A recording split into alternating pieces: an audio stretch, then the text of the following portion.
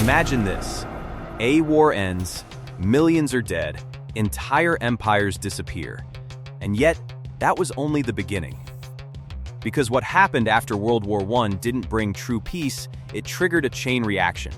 A slow, silent buildup of pressure that would eventually explode into something even worse. And the unsettling part? The warning signs were everywhere. People saw them. Leaders ignored them. And history moved forward anyway. The end or the beginning? 1918, the guns finally fall silent.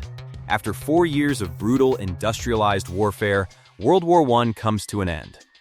Germany surrenders. Soldiers begin returning home. But what they return to isn't victory, and it's not peace. It's something far more uncertain. Entire empires, once considered unshakable, are simply gone. The German Empire collapses. Austria-Hungary breaks apart into multiple smaller states. The Ottoman Empire, which had lasted for centuries, begins to dissolve. And in Russia, the Tsarist regime has already been overthrown by revolution. In just a few years, the political map of Europe has been completely rewritten. New countries suddenly appear: Poland, Czechoslovakia, Yugoslavia, drawn onto maps by diplomats sitting far away from the people who would actually live there. Borders are created quickly, often carelessly. Ethnic groups are split apart. Old rivalries are trapped inside new nations. And while it looks like a fresh start, it's actually a fragile arrangement built on unstable ground. Because peace, in this moment, isn't real peace. It's exhaustion. It's silence after chaos. And underneath that silence, tensions are already growing. The treaty that changed everything. 1919, the leaders of the victorious nations gather in Versailles, just outside Paris. Their goal? To ensure that a war like this never happens again. But the way they choose to do it changes everything. Germany is forced to accept full responsibility for the war. Not partial responsibility. Not shared blame. Total blame. And with that comes punishment. Germany loses significant territory. Lands that once belonged to it are handed over to neighboring countries. Its military is reduced to a shadow of what it once was, limited in size, stripped of power, unable to defend itself properly. And then come the reparations, huge financial payments meant to compensate the victors for the damage caused by the war. At first, it might seem reasonable. After all, the war caused unimaginable destruction, but the scale of these demands is overwhelming. Germany's economy begins to collapse under the pressure. Jobs disappear. Businesses fail. And then comes hyperinflation. Money becomes almost meaningless.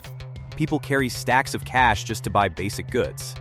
Life savings gone overnight. Families that once lived comfortably are pushed into poverty. And as daily life becomes harder and harder, something deeper begins to form. Resentment.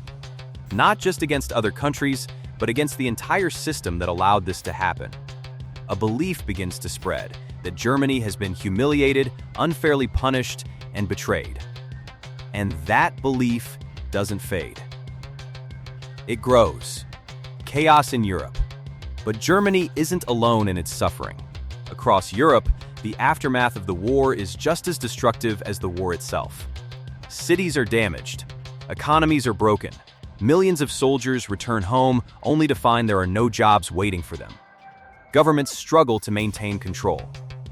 And people, tired and desperate, begin to lose faith in traditional systems. In Russia, the situation has already taken a dramatic turn. The Bolshevik Revolution has replaced the monarchy with a communist government. A completely new political system, one that rejects capitalism entirely, has taken hold. And this idea begins to spread. For many countries in Europe, this is terrifying. The fear isn't just economic collapse anymore. It's political collapse. The fear that revolutions could rise within their own borders, that their own governments could fall next. And in this environment, where fear, poverty, and uncertainty dominate, people begin searching for answers. Not complex answers, simple ones, strong ones. This is where radical movements begin to grow. Groups that promise stability. Groups that promise strength. Groups that claim they can restore order and pride. And most importantly, Groups that offer someone to blame, because when everything feels broken, blaming someone else feels easier than fixing the system. The rise of new powers. Out of this chaos, new figures begin to emerge. Individuals who understand the mood of the people, who know exactly what to say and how to say it. One of them is Adolf Hitler. At first, he's just one voice among many. But his message is different. It's emotional, it's direct, and it taps into something powerful, the anger and humiliation felt by millions of Germans. He speaks about lost pride, about betrayal, about enemies, both inside and outside the country. He promises to rebuild Germany, to make it strong again, to reverse everything that has gone wrong.